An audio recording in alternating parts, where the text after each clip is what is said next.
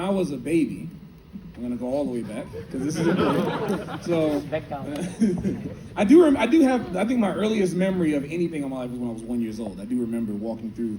It was like this brown apartment, and there was like a blue carpet in the hallway to get to the door. I remember that. It's like my earliest memory, like walking on the ground. And I actually remember. It's such a trippy memory. It feels like a dream. It's so weird. But because back then you're growing like a lot every year. And I remember how low to the ground I was. Like I can remember the ground being here and I'm just so tiny. I can actually still remember it. Like 30 years later, it's just weird.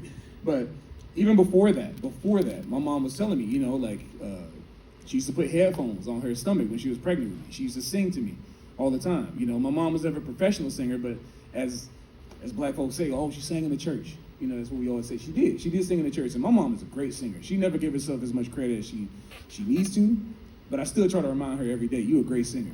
You know what I'm saying? Because she was like my first inspiration, my first influence, regardless if I knew it or not. Because I didn't even want to go into music first. It was just all around me. So my father, being from Jamaica, he was a reggae DJ. So he played, but he didn't just play reggae. I didn't know until like I was in high school, and then I kind of reconnected with him again. That he used to play jazz on the radio in Jamaica too. Like in the 80s, he would say he used to play Dizzy Gillespie and Charlie Parker records. And I was like, what? You know about jazz? You never told me about that? It's crazy. But yeah, so he had that knowledge already, which is really cool. But I never knew anything about jazz growing up at all. Jazz was never a part of my upbringing except for my education. But when I was a kid, I was born in 93. So from that time, the era of hip hop that was going on at the time was Bone Thugs and Harmony, Nas, Tupac, Biggie, Cash Money. The Southern hip hop thing was going off, right? So I had that in the street with my friends. In the house, my grandmother, she loved gospel music, any kind of old gospel, old blues. My mom loved oldies radio. So, she was born in the 60s, so anything from the 60s, 70s, 80s, I grew up with all that music. And the beat goes on. Everlasting. I grew up with that, like disco. I grew up with the Temptations. I grew up with, Earth, Wind and Fire, Luther Vandross, all of that stuff. And then also the blues too, from my mother.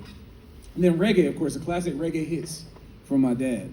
But with all of that stuff, there was kind of a secret component that, is not so conventional. It's not so glamorous. People hear all that stuff I said, and they're like, wow, very fascinating, great. But then I told them about video games, and then they go, oh, they kind of laugh a little bit. But I grew up with video game music too. Like I grew up with Sonic the Hedgehog. I grew up with Spyro the Dragon.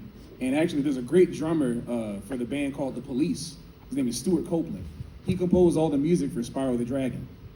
Yeah, for Spyro Dragon 1, 2, and 3, which I didn't find out till later, till college. And then I had a kind of renaissance rediscovering that music.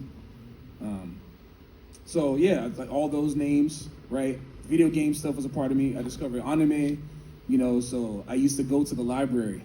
And I would, because this is how we had to use the internet back then. I would go to the library and search up all my favorite video games and anime. And then I would look up music, like, oh, Sonic music. And MIDI files would come up. I didn't know what an MP3 was, whatever. Like, I don't think people really use MP3s. So I was like, looking this up, downloading. I would take floppy disks and put them into the computer, and I would download the MIDI files and take them back home to my computer so I could listen to them at home. And that was the coolest thing in the world to me, man. That was like my experience with that type of music, So all of that was floating around. Like, but again, music wasn't serious. It wasn't that serious for me. It was just kind of something that happened in the neighborhood. Like either at a cookout with your family, either at like